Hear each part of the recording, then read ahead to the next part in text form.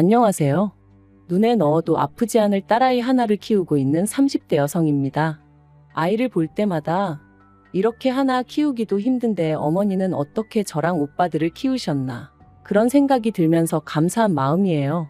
한편으론 어머니에겐 아버지란 든든한 남편이 있었으니 오히려 나보다 사정이 나으셨으려나 싶기도 하지만요. 아무튼 지금 아이도 잠들었고 괜히 제 마음도 싱숭생숭해져서 익명의 힘을 빌려 제 이야기나 한번 해볼까 합니다. 가벼운 마음으로 들어주세요. 남편이라고 부르자니 온몸에 소름이 돋는 기분이지만 그래도 일단은 남편이라 하겠습니다. 남편하고는 회사에서 알게 된 사이였어요.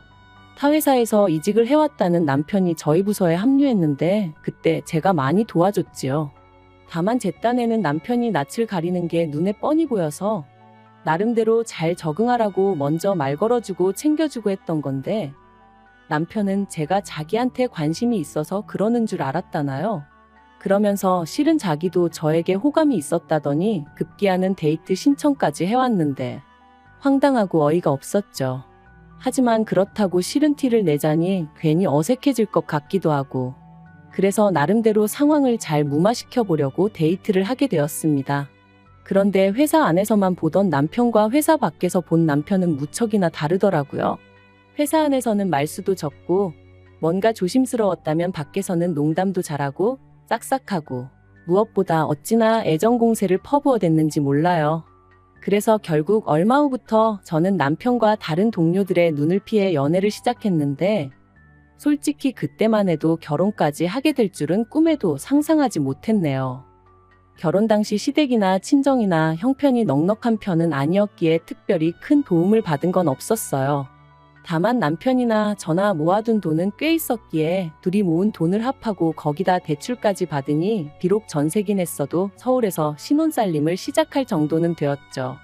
야무지고 알뜰살뜰 살다 보면 10년 안에 서울에 있는 아파트 한 채는 마련할 수 있겠지. 그런 꿈을 꾸며 신혼을 이어갔습니다. 그때만 하더라도 저희 두 사람 앞에 행복한 미래만이 기다리고 있을 줄 알았지. 이렇게 제가 영원히 남편을 증오하게 될 줄은 몰랐네요. 저는 어려서부터 아이는 둘쯤 낳고 싶었고 그렇기에 결혼 전에도 남편에게 몇 번이나 그런 이야기를 했었어요. 요즘 너도 나도 먹고 살기 힘들어서 애는 안 낳겠다 하지만 나는 그래도 둘은 낳고 싶다고. 내 아이들한테 이 세상이 얼마나 즐겁고 멋지고 아름다운 곳인지 보여주고 싶다 말이죠. 그리고 제가 이런 이야기를 할 때마다 남편은 자기도 마찬가지라며 아이들에게 부끄럽지 않은 부모가 되자 했었고요. 그런데 막상 결혼한 지 1년이 지나 제가 이제 아이를 가졌으면 좋겠다 하니 남편이 꼭 아이를 가져야겠냐는 거예요. 자기는 좀 자유롭게 살고 싶다면서 말이죠. 저는 생각지도 못한 남편의 발언이 어이가 없었고 급기야는 화도 났어요. 그래서 갑자기 그렇게 말을 바꾸면 어떡하냐고 나는 아이 없는 부부 사이라는 건 생각해 본 적도 없다 그랬습니다. 그런데 남편이 그럼 뭐 지금이라도 헤어져 줄 거냐 그러는데 그때 받은 충격은 이루 말을 할 수가 없었죠. 그리고 그렇게 며칠 동안 저는 남편과 말 한마디 섞지 않았습니다. 남편은 말이 헛나왔다 하면서도 진심 어린 사과는 하지 않았고 오히려 저를 예민한 여자로 몰고 갔으니까요. 그리고 전 그런 남편의 태도에 더 크게 상처를 받았죠. 사랑해서 결혼했고 그래서 아이가 갖고 싶은 건데 이렇게 비참한 기분까지 느껴야 하는 건지 정말 시도 때도 없이 제 신세가 불쌍해서 눈물이 다 나더라니까요. 하지만 이혼을 결심하기도 쉽지 않았어요. 비록 당시에는 제가 타 회사로 이직을 한 이후이긴 했지만 그래도 제 인맥이 남편 인맥이나 다름없었고 제가 결혼할 때 누구보다 기뻐하셨던 친정부모님을 생각하면 어떻게든 잘 사는 모습만 보여드리고 싶었으니까요. 그런데 그렇게 이러지도 저러지도 못하고 어느덧 한 달쯤 흘렀을 무렵 저는 또 한 번 크게 놀랄 수밖에 없었습니다.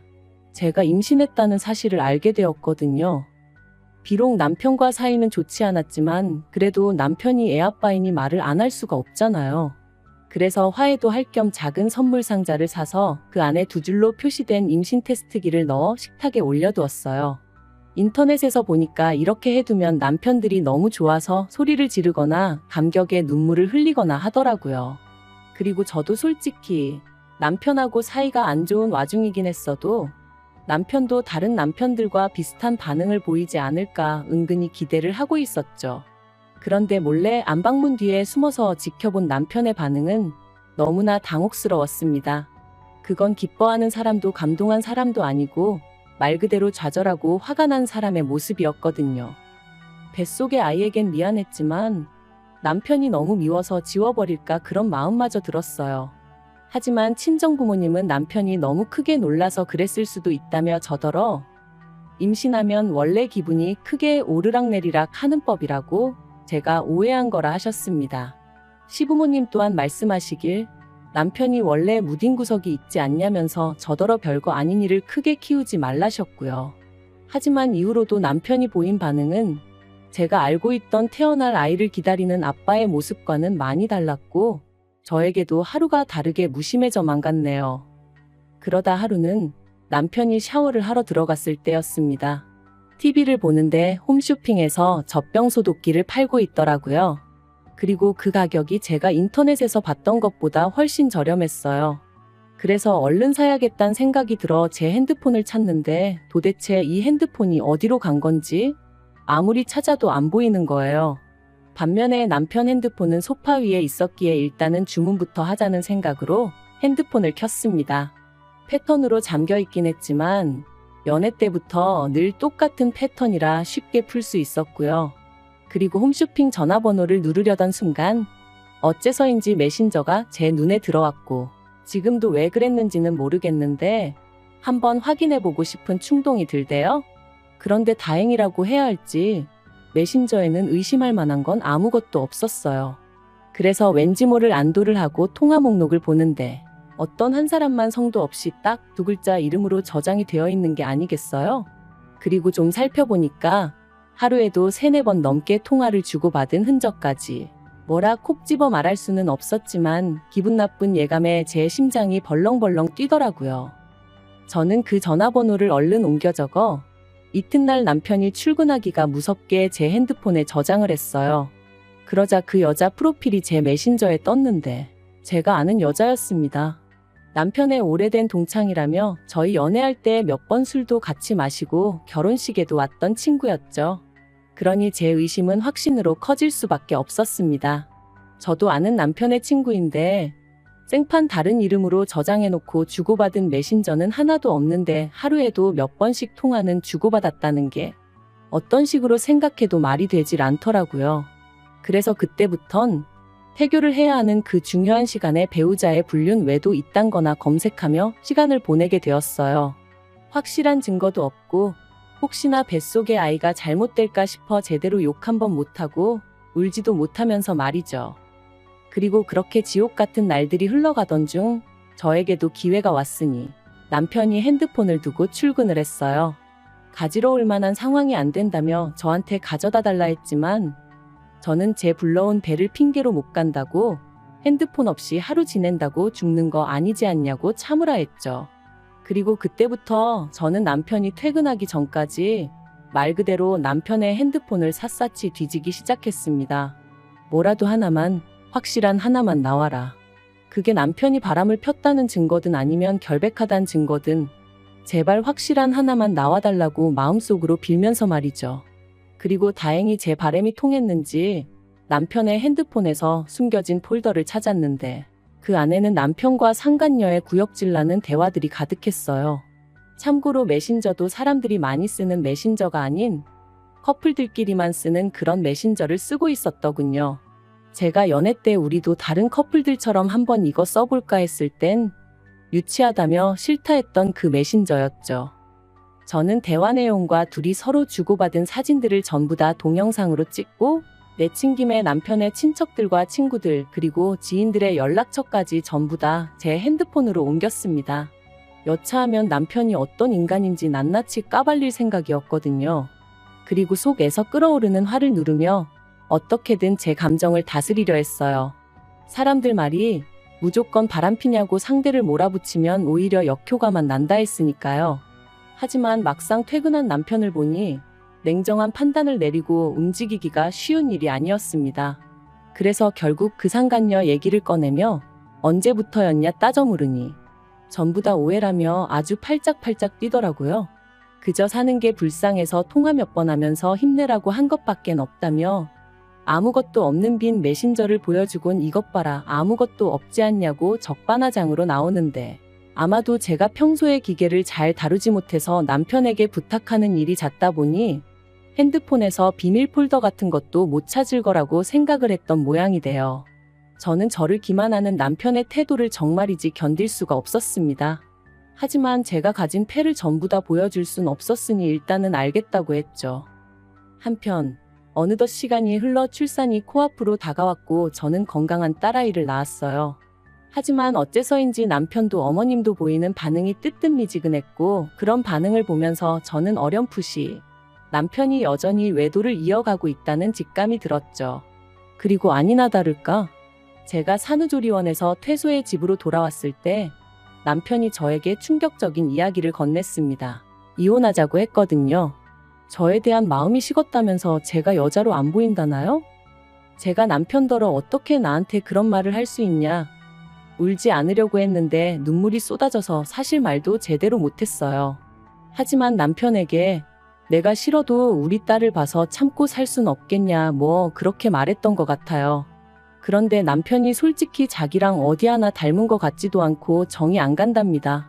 저야 10달 품고 있기라도 했지만 자기는 애랑 시간을 보냈으면 얼마나 보냈다고 정이 가네 안 가네 소리를 하는 건지 어이가 없더라고요. 그래서 결국 저도 악에 받쳐서 당신이 사람이냐 소리를 질렀어요. 그랬더니 그래 나 사람 아냐 그러니까 이혼하자고 하며 더 크게 소리를 지르는데 정신 똑바로 차려야지 이러다 정말 일 나겠구나 싶더라니까요. 결국 저는 수소문 끝에 동네에 있는 이혼 전문 변호사를 찾아갔습니다. 그리고 그간 누구에게도 말하지 못했던 남편의 외도 사실과 함께 제가 나름대로 수집해 놓은 증거를 보여주었어요. 그랬더니 변호사가 정말 마음고생 많이 하셨겠다면서 자기가 끝까지 옆에서 같이 싸워줄 테니 포기만 하지 말라대요. 생각지도 못한 사람에게 위안을 받은 기분이었습니다. 그리고 이후로는 착수금을 입금하기가 무섭게 일이 일사천리로 진행되었죠. 남편은 이혼 이야기를 던져놓고 집을 나갔는데 당시 저는 남편이 시댁에 있는 줄로만 알았습니다. 하지만 이 또한 어머님이 남편을 감싸주고 계셨던 거고 실은 상간녀 집에 있었더라고요. 어머님한테도 어찌나 배신감이 들던지. 하지만 결과적으론 그게 저에게는 오히려 유리하게 작용했어요. 저는 상간녀 소송을 위해 상간녀의 정보가 필요했고 확실히 해두고자 상간녀가 사는 동네에 3번이나 찾아갔었는데 거기서 두 사람이 같이 팔짱을 끼고 거리를 걷고 마치 부부처럼 행세하는 사진을 찍을 수 있었거든요. 상간녀 소송부터 이야기하자면 결국 저는 3천만 원을 받아냈습니다. 남편이 저더러 돈독이 올랐다며 속이 후련하냐길래 후련하겠냐고 나는 이제 시작이니 이 정도로 열내지 말라고 했죠. 그리고 이혼. 사실 이혼해주지 말까? 어떻게든 버티고 살까 그런 생각도 안 한 건 아니었어요. 하지만 남편을 보면 속에서 구역질이 올라올 만큼 분노가 치밀었고 ATM이다 생각하고 살자니 얼마나 돈을 잘 벌어오는 것도 아닌데 그 돈 몇 푼 때문에 같이 살면서 스트레스를 받아야 하나 싶더라고요. 그래서 이혼을 결심했습니다. 남편은 안 지나서나 제가 이혼해주기만을 바라고 있었던지라 합의를 하는 건 어렵지 않았어요. 저는 결혼할 때 제가 가져온 8천과 위자료 3천을 원했습니다. 변호사 말로는 결혼 기간이 짧아서 사실 3천을 받아낼 수 있을지는 모르겠다. 좀 더 현실적인 금액을 부르는 게 좋겠다 했지만 남편이 이혼만 손꼽아 기다리는 걸 알았기에 저도 믿질 거 없단 생각으로 3천을 불렀네요. 그리고 역시나 제 예상대로 남편은 순순히 제 말대로 하겠다 하대요. 그리고 저는 어머님에게도 위자료를 청구했습니다. 아들인 남편의 외도 사실을 아시고도 숨겨주셨으니 저희 혼인관계가 파탄에 이르는데 일조하신 거나 마찬가지셨으니까요. 그리고 역시나 남편의 성화 덕분이라고 해야 할지 어머님이 1,000만 원 보내셨더라고요. 이 외에도 여러 가지로 합의를 마친 저희는 이혼 소송을 신청했고 이후로 조정 과정을 거쳐 한 달 만에 남남이 되었어요. 하지만 저에게 남은 거라곤 세 사람에게 받아낸 위자료 7천이 전부였고 계속해서 끓어오르는 울분은 어쩔 수가 없더라고요. 그런데 정말 신이 존재하긴 하는 건지 정확히 남남이 된 지 6개월 만에 지인을 통해 남편의 소식을 듣게 되었습니다. 이혼 당시 저는 저랑 남편이 왜 이혼하게 되었는지 저희를 아는 직장 동료들이나 지인들이 정확히 알기를 바랬어요. 만약 그 사람들과 인연이 끊어지게 된다면 그건 제가 아니라 남편이어야 한다고 생각했으니까요. 참고로 저희 남편은 불우한 학창 시절을 보낸 탓에 친구라곤 직장 동료들이 전부입니다. 그래서 그들 중 가장 입이 가벼운 사람에게 저희가 어쩌다 이혼하게 된 건지 전부 다 털어놓았어요. 비밀로 해달라고 해도 어차피 말하고 다닐 게 분명했기에 꼭 비밀로 해달라고 신신당부도 했고요. 그리고 역시나 얼마 지나지 않아 남편이 임신한 저를 두고 바람을 폈고 산후조리원에서 돌아온 저에게 이혼 요구를 했다는 소문이 삽시간에 퍼진 모양이 돼요. 순식간에 회사에서 남편은 쓰레기가 돼버린 거죠. 그래서 남편이 회사를 관뒀다더군요. 하지만 거기서 끝이 아니었습니다. 저는 변호사의 자문을 구해 상간녀 남편에게도 상간녀와 제 남편의 외도 사실을 알렸고 상간녀 남편은 그동안 해외 주재원으로 파견을 나가 있었기에 전혀 눈치채지 못했었다더군요. 그리고 상간녀의 남편이 다시 제 남편을 상간남으로 고소하면서 남편이 그쪽에다 또 3천만 원을 물어주게 된 거죠. 남편이 저더러 정말 이렇게까지 해야겠냐더니 급기야 이후로는 시부모님은 물론이고 신우까지 전화로 사람을 아주 달달 볶아댔어요. 얼마나 더 괴롭혀야 속이 후련하겠냐면서요. 그래서 내 딸이 졸지에 아빠도 없이 크게 되었는데 내 눈에 뵈는 게 있겠냐 했습니다.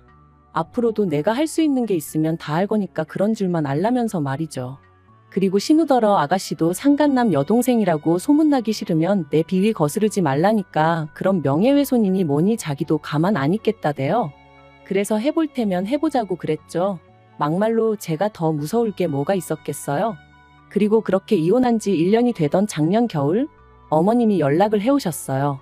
사실 어머님 전화번호는 아예 삭제를 해버렸던 탓에 실수로 전화를 받게 된 거였죠. 어머님께서 잘 지냈냐 하시더니 하나밖에 없는 손녀 돌도 못 챙겨준 게 내심 마음에 걸리셔서 연락을 하셨답니다. 황당해서 신경 쓰지 않으셔도 된다고 했어요. 그랬더니 그러지 말고 당신 이야기 좀 들어보라 하시더니 너도 이제 자식 낳아 키워보니 알겠지. 부모 입장에선 자식이 무슨 짓을 하든 감싸고 돌 수밖에 없다 그러시는 거예요. 어이가 없어서 자식이 잘못된 길로 빠지면 못 가게 하는 게 부모 역할이지 무조건 오냐오냐 해주는 게 무슨 부모냐 쏘아붙였습니다. 그리고는 그런 이야기 이제 와서 저한테 왜 하시냐 듣고 싶지 않으니 그만하시라니까. 남편이 저랑 이혼하고 폐인이 되었다면서 반성 많이 한 것 같다고 저더러 한 번만 기회를 줄 수 없겠냐는 거예요. 어이가 없어서 기회는 무슨 기회냐고 말도 안 되는 소리 하신다 했습니다. 제가 죽어서 썩어 문드러지더라도 남편을 용서할 일은 없을 거라고요. 그리고 혹시나 저희 딸아이를 핑계로 어머님 아버님 혹은 남편이 제 앞에 나타나는 일은 없게 해달라고 했어요. 이혼할 때 핏줄이고 뭐고 필요 없다 한 게 남편이었으니 저는 애한테 네 아빠 죽었다고 할 거라고 할머니 할아버지도 다 죽고 없다 할 거라고 그런 줄 아시라 했죠. 그랬더니 어머님이 천륜이 네 멋대로 끊어지냐 하시길래 그거 먼저 끊고 도망간 게 어머님 아들인 거 기억 안 나시냐? 조심하셔라 그러다 또 어떤 엑스한테 눈 돌아가서 그땐 어머님하고도 연 끊는다 하고도 남을 작자다 그래버렸네요. 그리고 지금 오늘 이렇게 과거를 다시 곱씹다 보니 누군가 저에게 그러더라고요. 그래도 아이 아빠인데 남자가 순간 한눈 좀 팔 수도 있는 건데 참고 기다리지 그랬냐고요. 비온 뒤에 땅이 더 굳어지는 법이라면서 말이죠. 하지만 그건 자기가 겪어보지 않아서 그래요. 믿음과 신뢰를 저버리고 쾌락만 쫓는 사람이 무슨 애한테 좋은 본보기가 되어주겠어요? 아무튼 오늘로써 다시 한번 과거는 훌을 털어버리고 아이와 저 두 사람의 행복한 앞날을 꿈꾸며 한 걸음 한 걸음 나아가 볼게요.